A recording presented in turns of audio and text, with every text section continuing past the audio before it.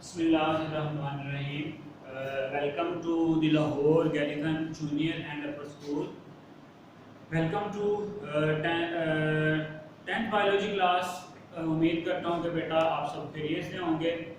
10th biology बेटा chapter number है 14 हमारे पास रिप्रोडक्शन का, और आपके पास पेज नंबर है 82, चैप्टर नंबर है आपके पास 14, पेज नंबर है 82। और बेटा जो टॉपिक हमने डिस्कस करना है आज वो है एक बहुत इंपॉर्टेंट लॉन्ग क्वेश्चन है, वो है आपके पास development and structure of seed. ठीक है, आज के लेक्चर में बेटा हम देखेंगे कि आपके पास जो सीड है, जो बीज है, जो आपको पता है कहां से बनता है, ओव्यूल से। ठीक है, दोबारा से रिमेंबर करें कि जो आपके पास ओवरी है वो कन्वर्ट हो जाती है फ्रूट में, और जो आपके पास ओव्यूल है वो कन्वर्ट हो जाता है किसमें, सीड में। आज के लेक्चर में हम यही देखेंगे कि वो जो सीड है उसकी डेवलपमेंट किस तरह से होती है, वो किस तरह से डेवलप होता है, और फिर बेटा ये भी देखेंगे कि उसके कितने इंपॉर्टेंट पार्ट्स होते हैं और हर पार्ट का आगे फर्दर जो है फंक्शन क्या होता है। ठीक है, हमें पता है बेटा कि जो आपके पास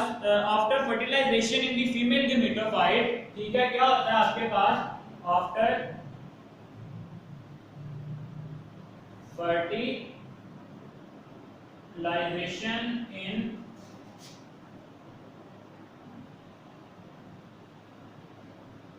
गेमेटोफाइट क्या बनता है बेटा, आपके पास जाइगोट बनता है। ठीक है, जब एग और स्पर्म आपस में मिले थे तो उन्होंने क्या बना दिया था, जाइगोट। ठीक है, जाइगोट इज फॉर्म। अब वो जो जाइगोट बनता है बेटा आपके पास, वो बहुत सारी माइटोटिक डिवीजन करता है। क्या करता है, माइटोटिक डिवीजन करता है और कन्वर्ट हो जाता है किसमें, एम्ब्रियो में। ठीक है, आप ये कह सकते हो कि जो जाइगोट होता है आपके पास वो सिंगल सेल होता है, लेकिन जब उस सिंगल सेल में डिवीजन होती चली जाती हैं तो वो क्या बन जाता है, एम्ब्रियो बन जाता है। ठीक हो गया, चले अब जब वो एम्ब्रियो बन जाता है, at this stage ovule changes into seed, ovule changes into seed. Confuse नहीं होना बेटा, ओव्यूल किसमें जो है कन्वर्ट हो जाएगा आपके पास, सीड में, and the ovary changes into fruit. ठीक है, एंड ओवरी चेंजेस इनटू। बेटा ये जो स्टेप हैं, ये वाले स्टेप जो हैं सेक्सुअल रिप्रोडक्शन को क्या करते हैं, कंप्लीट करते हैं। The formation of seed complete the process of sexual reproduction. MCQ में बेटा आपसे पूछा जा सकता है, the formation of seed complete the process of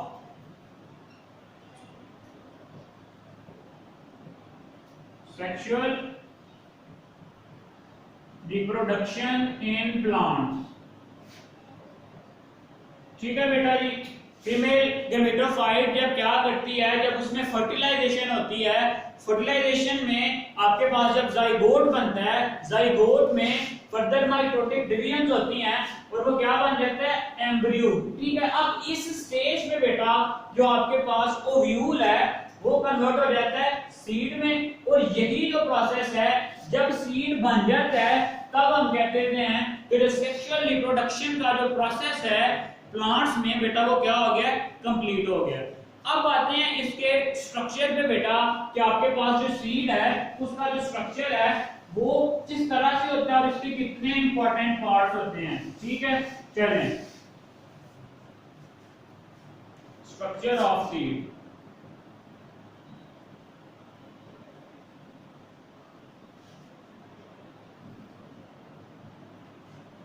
बेटा अगर हम स्ट्रक्चर ऑफ सीड की बात करें तो आपको पता है कि सीड प्रोड्यूसिंग प्लांट्स में दो तरह के ग्रुप हैं, एक को हम कहते हैं एंजियोस्पर्म, दूसरे को कहते हैं जिम्नोस्पर्म।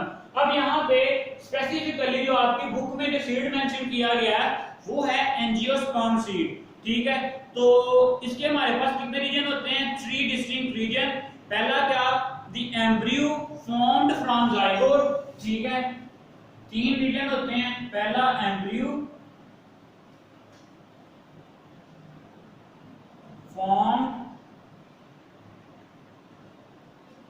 बाय दी जाइगोट, ठीक है। दूसरा आएगा बेटा आपके पास endosperm tissue formed from endosperm nucleus, endosperm tissue, endosperm tissue formed from endosperm nucleus, ठीक है बेटा। आपको जब फीमेल गेमेटोफाइट मैंने बताया था तो वहां पे बेटा आपके पास क्या बनता था, एक आपके पास फ्यूजन न्यूक्लियस बनता था और एक एग बनता था। एग कन्वर्ट हो जाता, एग के साथ जब फर्टिलाइजेशन होती थी स्पर्म की, वो जाइगोट में कन्वर्ट हो गया था, और फ्यूजन न्यूक्लियस के साथ जब स्पर्म की आपके पास फ्यूजन हुई थी तो वो एंडोस्पर्म जो है टिश्यू में, एंडोस्पर्म न्यूक्लियस में कन्वर्ट हो गया था। अब क्या होता है, एम्ब्रियो जाइगोट से एम्ब्रियो बन जाता है और एंडोस्पर्म न्यूक्लियस से एंडोस्पर्म टिश्यू बन जाता है। क्लियर? चलें, थर्ड पार्ट है बेटा आपके पास seed coat which develops from the wall of ovule। Third part है आपके पास बेटा सीड कोट। अब ये जो सीड कोट है ये कहां से बनता है, develop from the wall of ovule, ठीक है। जो ओव्यूल की आउटर मोस्ट लेयर होती है बेटा, उससे ये क्या बनता है, सीड कोट बनता है। और ये जो सीड आउटर मोस्ट वॉल होती है ओव्यूल की, इसको हम इंटेगुमेंट कहते हैं। क्या कहते हैं बेटा, इंटेगुमेंट कहते हैं। क्लियर हो गया? ये शॉर्ट क्वेश्चन में पूछा जा सकता है कि आपके पास सीड के कितने पार्ट्स हैं। पहला पार्ट बेटा एम्ब्रियो, दूसरा पार्ट आ जाएगा आपके पास एंडोस्पर्म टिश्यू, थर्ड पार्ट आ जाएगा आपके पास सीड कोट। एम्ब्रियो कहां से डेवलप होता है, जाइगोट से। जाइगोट कहां से डेवलप होता है, जब आपके पास एग की और स्पर्म की क्या होती है, फर्टिलाइजेशन। दूसरा एंडोस्पर्म टिश्यू, एंडोस्पर्म टिश्यू कहां से बनता है, एंडोस्पर्म न्यूक्लियस से। एंडोस्पर्म न्यूक्लियस कब बनता है बेटा, जब आपके पास जो फ्यूजन न्यूक्लियस और स्पर्म की आपस में क्या होती है, फर्टिलाइजेशन। और थर्ड पार्ट है आपके पास सीड कोट। जो सीड कोट है वो कहां से डेवलप होता है, from the wall of the ovule. Clear हो गया? चलें, अब बेटा सीड कोट का ही थोड़ा सा जो आगे एक्सप्लेनेशन दी गई है यहाँ पे, ये जो सीड कोट है ये किस तरह से जो है होता है, इसकी थिकनेस वेरी कर सकती है या बेटा इसकी थिकनेस सेम होती है। Seed coat develops from the integument originally surrounding the ovule, it may be paper thin layer, ठीक है। ये जो सीड कोट है ये पेपर की तरह भी हो सकता है, पेपर थिन लेयर, ठीक है। बिल्कुल इसकी जो बारीक लेयर भी हो सकती है, जैसे कि बेटा पीनट। पीनट में अगर आप देखें तो पीनट में आपकी जो सीड कोट होता है वो बिल्कुल पेपर की तरह जो है बहुत एक थिन लेयर होती है।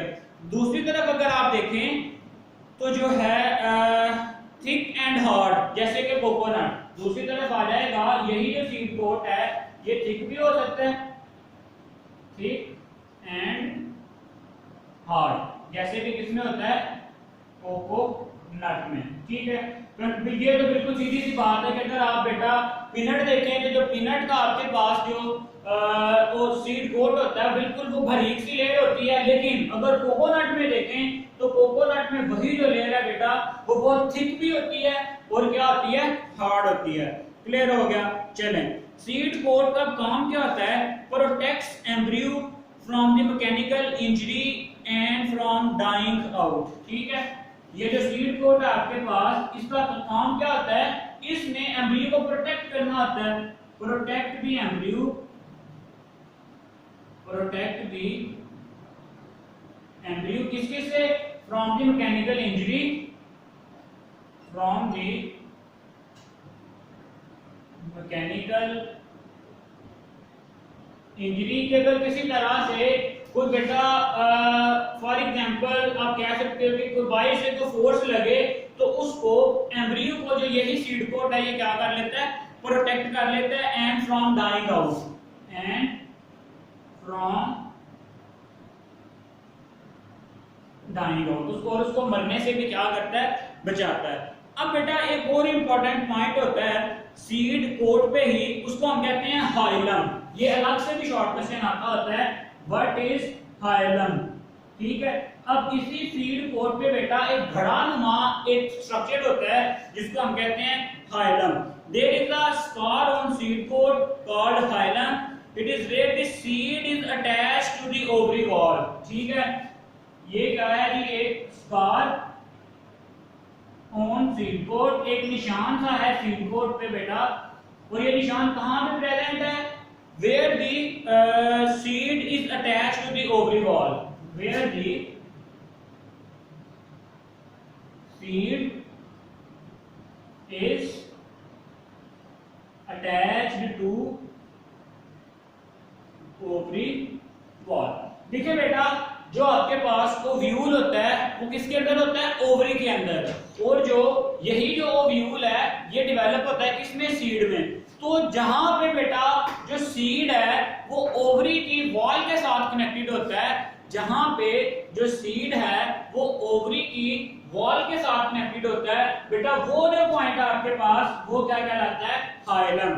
देखें फॉर एग्जांपल ये आपके पास ओवरी थी, ठीक है, ओवरी के अंदर फॉर एग्जांपल इस पॉइंट पे बेटा जो है आपके पास जो है वो सीड अटैच होगा, तो यहाँ पे एक डिप्रेशन लाइक स्ट्रक्चर होगा, एक घड़ा सा होगा, उसको बेटा हम क्या कह देते हैं, हाइलम। क्लियर हो गया, चलें नेक्स्ट आ रहा है बेटा यहीं पे आपके पास at one end of the hilum there is micropyle, ठीक है। अब हाइलम के ही एक एंड पे एक ओपनिंग होती है, at one end of hilum there is opening called micropyle, micropyle. ये भी माइक्रोपाइल ही बेटा आपके लिए अलग से शॉर्ट क्वेश्चन आ सकता है, व्हाट इज माइक्रोपाइल। तो ये क्या है बेटा, एक ओपनिंग है हाइलम की ही एक साइड पे, और ये जो ओपनिंग है ये करती क्या है, this is the same opening through which the pollen tube entered the ovule, ठीक है। सेम ओपनिंग है ये, ओपनिंग थ्रू व्हिच क्या होता है, जो पोलन ट्यूब बेटा हमने देखा था कि जो आपके पास पोलन ट्यूब है at the end of hilum क्या होता है, एक ओपनिंग होती है, जिस ओपनिंग को हम क्या कहते हैं, माइक्रोपाइल। अब ये जो माइक्रोपाइल है इसका काम क्या है, opening through which the pollen tube entered ovule, opening through which pollen tube entered ovule. देखिए बेटा मैंने आपको बताया था कि इस तरह से आपके पास जो है वो स्ट्रक्चर होता है फीमेल गेमेटोफाइट का, ठीक है। यहाँ पे आपके पास होता है ये ओव्यूल, और जब यहाँ पे बेटा पोलन ट्यूब मेल गेमेटोफाइट से जो आपके पास ट्यूब न्यूक्लियस होता है वो यहाँ पे एक पोलन ट्यूब कंस्ट्रक्ट करता है, और जिस ओपनिंग के थ्रू ये जो पोलन ट्यूब है ये आपके पास ओव्यूल में एंटर होती है, तो यहाँ पे जो ओपनिंग बनेगी बेटा आपके पास, उस ओपनिंग को हम क्या देते हैं, माइक्रोपाइल। दोबारा से देखें कंफ्यूज नहीं होना बेटा, माइक्रोपाइल आपके पास वो ओपनिंग है जिसके जरिए जो पोलन ट्यूब थी वो ओव्यूल के अंदर क्या होती थी, एंटर होती थी। क्लियर हो गया। और जो आपके पास हाइलम क्या है, हाइलम बेटा वो पॉइंट है जहां से जो सीड है वो आपकी ओवरी के साथ क्या होता है, अटैच होता है। क्लियर हो गया बेटा, चलें हाइलम क्या है, माइक्रोपाइल क्या है, सीड कोट का फंक्शन क्या है, और इसके जो स्ट्रक्चर हैं, सीड का जो स्ट्रक्चर है इसके इंपॉर्टेंट जो कंपोनेंट्स हैं वो कौन कौन से हैं, ठीक है। अब हम थोड़ा सा एम्ब्रियो के बारे में देखेंगे कि जो आपके पास सीड का ही एक इंपॉर्टेंट पार्ट है। अब बेटा पेज नंबर है आपके पास 83, embryo is actually an immature plant. अब हमने पीछे सारा डिस्कस कर लिया सीड कोट के बारे में, अब हम देखेंगे एम्ब्रियो के बारे में कि आपके पास जो एम्ब्रियो है वो क्या है। एम्ब्रियो सिंपली बेटा आपके पास इमेच्योर प्लांट है, इमेच्योर प्लांट इमेच्योर प्लांट है। कितने पार्ट्स होते हैं? It consist of a radicle, plumule and 1 or 2 cotyledons. 3 parts हैं बेटा। It consist of 3 parts. कौन कौन से? पहला आ गया आपके पास प्लोम्यूल, ठीक है, फिर आ गया रेडिकल, और थर्ड वन आ गया आपके पास 1 or 2 कोटिलेडन्स, ठीक है। चलें अब देखते हैं कि ये जो प्लोम्यूल है ये क्या करेगा, और जो रेडिकल और कोटिलेडन्स हैं इनके फंक्शंस आपके लिए बेटा क्या क्या हो सकते हैं। चलें बेटा, ये जो आपके पास प्लोम्यूल है ये पहले देखते हैं कि रेडिकल जो है कन्वर्ट हो जाएगा, radical of embryo develop into new root. ये जो रेडिकल है ये रूट में डेवलप हो जाएगा, ठीक है। जो प्लोम्यूल है बेटा आपके पास वो डेवलप हो जाएगा, develop into new shoot. Plumule develop into shoot, ठीक है। और जो आपके पास रेडिकल है वो डेवलप हो जाएगा किसमें? रूट में, ठीक है। अब बेटा the embryonic stem above the point of attachment of the cotyledon is called as epicotyl. अच्छा, पेपर में एक और शॉर्ट क्वेश्चन आता होता है, differentiate between epicotyl and hypocotyl, ठीक है। Epicotyl and hypocotyl, hypocotyl. अब ये एपिकोटाइल और हाइपोकोटाइल क्या है ये देख लेते हैं बेटा। The embryonic stem above the point of attachment of the cotyledon, the embryonic stem, the embryonic stem above the point of attachment of cotyledon, ठीक है, is called as epicotyl। इसी तरह से दूसरी तरफ आ जाएगा आपके पास the embryonic stem below the point of attachment of cotyledon, the embryonic stem। ये बाकी सारी डेफिनेशन सेम आ जाएगी यहाँ पे, below the point of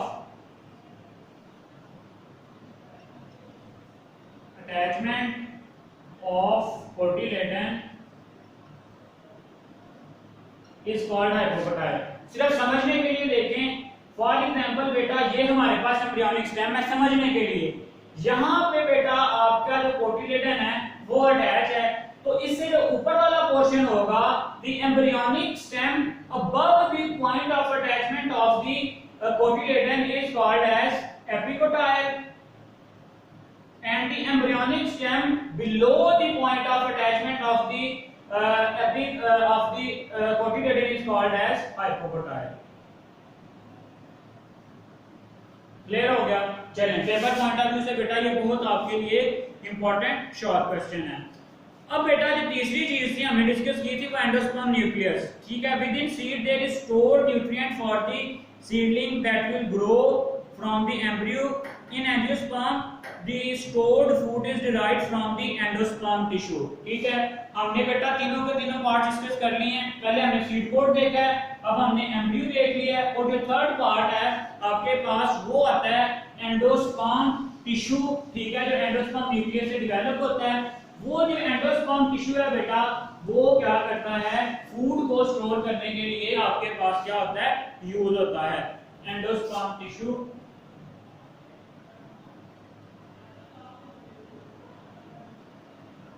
इसका क्या काम होता है, टू स्टोर फूड। इसने क्या करनी होती है, फूड को स्टोर करना होता है ताकि एम्ब्रियो की प्रॉपर डेवलपमेंट के लिए वो जो फूड है वो यूज हो सके।